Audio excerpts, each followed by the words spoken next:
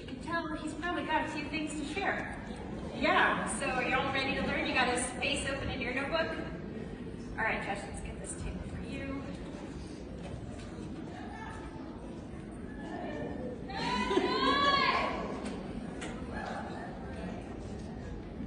All right, Josh, it's all you.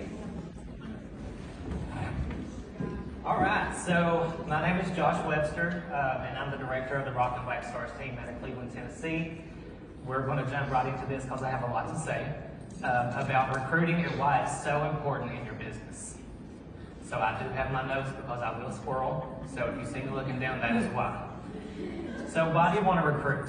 Recruiting and building your team is essential to the growth and continued success of your business. I believe that recruiting should be a top priority in your business if you're wanting to grow. Now, a lot of you probably are saying, well, what about my PRV? PRV is very important as well, but it kind of goes hand in hand with recruiting. So the higher your PRV, the more people that you have to talk to about the joint opportunities. So you want that, see where it kind of goes hand in hand, the more PRV, the more people you can recruit. So not only that, but recruiting is also very rewarding. Not only for you yourself with your promotions and your pay raises and your paycheck, but there's really no better feeling than to know that what you offered somebody could be the very thing that changed their entire life. So who do I look to when I go to recruit? First, I'm looking at my top customers. By top customers, I mean somebody who orders from me often or at least spends $200 or more with me every single year. Now, why would I talk to these people? Because yes, I'm going to lose a customer, right? So a customer is so much easier to find than a new teammate. Now, when I look at my customers, the reason I'm trying to recruit them is because they already know about the product. They've probably already seen you working your business either online or you've followed up with them, so they kind of have an idea of what you do already. They are buying the product and probably sharing it with their friends and family. And hopefully, you have asked them to host a party for you. If they have and it was a successful party, then guess what? They already have a customer base underneath them because those people from that party are their customers. So, how would I approach these people? Typically, I would wait for them to order and then I would start the follow-up process. And y'all, follow-up is key, not only for you to get continued customers, but also for you to get new teamies. So after I thank them and they respond, and I'm going to use Susie as an example to this whole thing. So I may say, Susie, I know you love the washer whips and you're ordering them from me every single month. Have you ever thought about joining and just buying from yourself? I mean, it really only makes sense to pay yourself back than to keep lining my pockets. Or I may start that spill out the same way and just let Susie know how much she could have just made off of her purchase from me.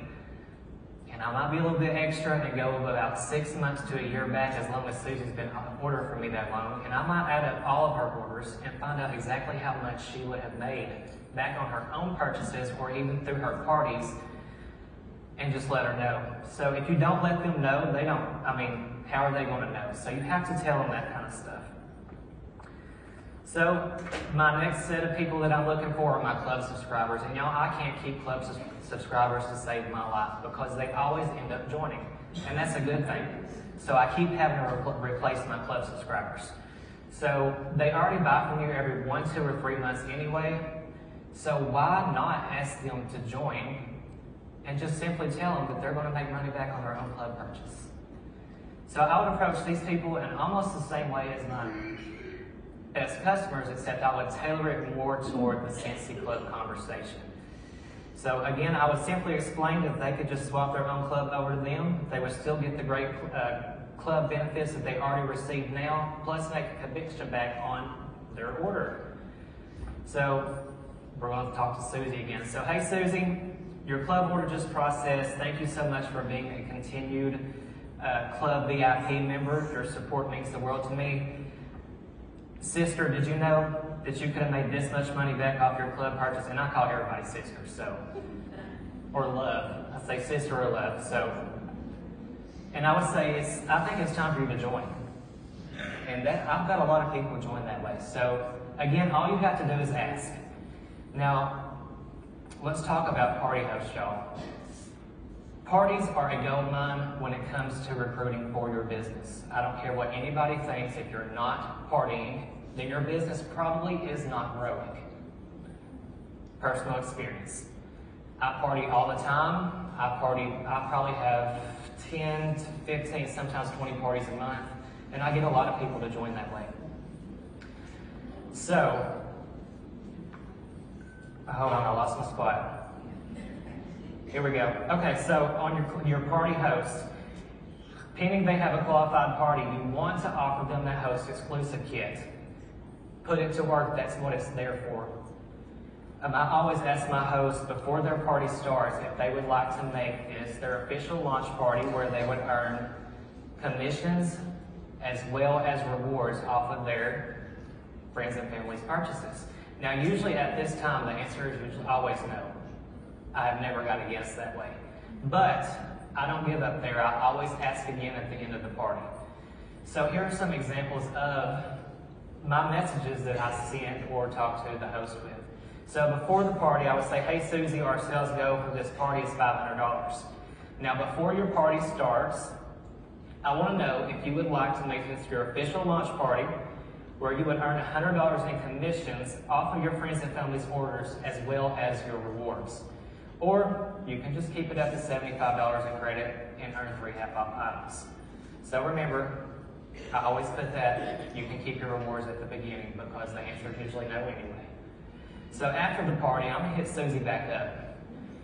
So I'm going to say, Susie, your party was a huge success. You gathered $500 in sales, and you earned $75 in free product credit and 3 half-off items. Or, this is where I get them, or you can join for free using your rewards, and you can say free because you're talking to somebody one-on-one. You can get a $100 commissions check next month and still have $16 in free credit and 3 half-off items. What do you say? Let's do this. I think it's time. That's where you get it. Because who don't want an extra $100? They just did a party for you. You did most of the work for them. They're getting $100 plus rewards. Then you train them after that. So raise your hand if you keep a catch-all party open for yourself at all times. If your hand is not raised, please get with your sponsor because you are missing out. So, did you know that you can offer a discounted or zero out-of-pocket kit to anybody from your own catch-all party once you reach $200 to $500 in sales? If you did not know that, please get with your sponsor again. So, you can flip parties to anybody. Well, not flip parties. You can offer the host kit. You're not flipping your PRB because I'm not giving up my hard-earned PRB. Do not do that. So, I've given away countless kits this way, and I've had huge success with it. That's how I built my business. So those 42 that I signed up last year in 2023, most of them came from these kits and parties, just flipping the parties. Because if they did have a party and they joined, I did flip it. So take advantage of it, and I know a lot of people, there are some who think it's not a good thing to do, but I think if you can bless somebody with a kit because you never know who may be needing this, who cannot afford $59 or $99, then it's okay to do. That's just my opinion, so take it how you like. So moving on, social media is another gold mine for your recruiting efforts, y'all. And this young lady over here has talked about it earlier. When I scroll social media, I try to be as intentional as I possibly can. So I'm looking for posts from people who may be looking for places that are hiring, talking about needing a second job, needing a babysitter because they have to go to work and they don't have anybody for their kids. Or anything really that I think that our business or our opportunity can help with. So I start building a relationship with them. Automatically on that post, I'll comment on there, not necessarily, and I do not comment, like, I think it's icky just to say, well, why don't you sign up for CNC? That's not how you do it. You start building that relationship with them. Then, I would take it over to Messenger. Once I have built that little relationship, and will continue on talking to them about the problem until I get them to tell me exactly what it is that they're needing. So once I figure out the problem that I can help solve with this opportunity, that's when I go for it. So we're going to talk about one of my downline. Her name is Vicki. She's not here today. She lives in Florida, actually. Vicki was in one of my parties, my online parties. Now, Vicki never bought anything from the party, nor did she even participate in the party, really. But I always add every single person from a party as a friend on Facebook because you always have those extra set of eyes on stuff that you're posting, whether they bought or not. And I've got new teams that way too. So Vicki, again, never bought anything, never really talked to Vicki. Vicki needed a second job. She was asking if anybody needed a nanny. Well, this was back in my early years. So I didn't really comment on that post, but I went straight to Messenger and I started talking to Vicki about her second job as a nanny. And I asked her if she ever thought about doing what I do. So again, remember, me and Vicki never talked. But she said, actually, I've been seeing your posts. So I told Vicki a little bit about the business. I did not go into full detail because you don't want to word vomit because you'll scare them away. And she said, let me think about it. A week later, I talked to Vicki and I followed up. Remember, follow-up is key. And Vicki joined, and Vicki is now a rock star. She has about 7 people underneath her, and she is actively working her business. So let's go back to posting and what I told you earlier when I stood up back there. I share everything, absolutely everything. All the good, such as consultant perks. Whenever I have rewards that I'm getting ready to use, I post them. I post my paycheck because I don't care if anybody sees how much I make. Income disclosure statement has to be there. Don't forget that. I share whenever I get early access to stuff, emails from home office, awards, team promotions. When I do team trainings, I snap family photos, and my people know that we have family photo night. I show people how I'm working my business behind the scenes. When I have events, yes, that's another way I find new teams or events. I show people how much fun that this job is and how much I enjoy it. The recognition that I receive, the community and the friends that I've made, just like the pictures that I take from here. This is one big community. These are friends. So, yes, I'm going to post that because you never know who might need that in their life. So, share the contents of the kit. Share it often. Share the joint specials. Y'all make a post and ask who used to be a Cincy consultant but no longer is. Reinstatements can come back for free and they can sign up underneath you. You can be their new sponsor. I've got several people that way as well. So we're all in a relationship building business, and my tip to you is to meet as many new people as you possibly can and start building genuine relationships with them. That is how you're going to succeed. So that know, like, and trust factor plays a major role in your business. Ooh, I'm running out of time. So just think of it this way. Would you join a complete stranger who just pops into your inbox one day and says, join my team, join my team, join my team? Most likely not. So you would more likely join somebody who knows that you have 3 kids, $1,400 in your house, that you love to crochet dinosaurs, who tells you happy birthday. That will be the person that you would rather join. Am I being real? Come on now. Yeah, okay. So build those relationships because it makes the decision easier for them and the ask easier for you when it comes to asking them to join your team.